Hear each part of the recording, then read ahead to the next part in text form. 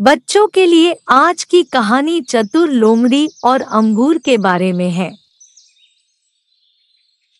किसी वन में एक भूखी लोमड़ी खाने की तलाश में इधर-उधर भटक रही थी। बहुत दिनों से भूखी होने के कारण उसको भोजन की बहुत जरूरत थी। वह इधर-उधर भटकते हुए वन में ही दूर तक आ पहुंची, मगर फिर भी उसे खाने के लिए कुछ न मिला। इतनी दूर आने के बाद वह थोड़ा और आगे तक चलने लगी और उसे बेल पर लटके हुए अंगूर दिखाई दिए। अंगूर के गुच्छे को देखते ही उसके मुंह में पानी की बाढ़ सी आ गई।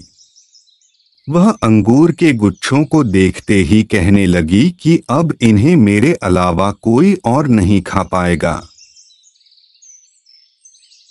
वह तेजी से अंगूर की बेल की ओर पहुंची और अंगूर के गुच्छों तक पहुंचने के लिए उछलने लगी। वह बहुत देर तक कोशिश करती रही, मगर अंगूर का एक गुच्छा तो क्या उसके हाथ एक अंगूर तक न आया। वह कभी किसी और तरीके से कूदती तो कभी किसी और तरीके से, मगर हमेशा ही वह नाकामयाब रही। अंत में वह अपने मन में कहने लगी कि यह अंगूर तो खट्टे होंगे, इन्हें कौन खाएगा? कोई पागल ही होगा जो इन्हें खाने की सोचेगा।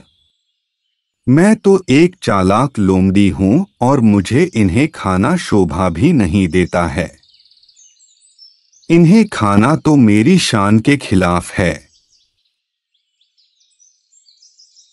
इतना कहते ही वह लोमड़ी वहां से चली गई। शिक्षा: जब हम कोई कार्य करने में असमर्थ रहते हैं तो हमें उस कार्य को किसी अन्य तरीके से करना चाहिए, न कि उस कार्य को व्यर्थ समझकर उसका त्याग कर देना चाहिए। और भी मजेदार कहानी के लिए चैनल को अभी सब्सक्राइब करें।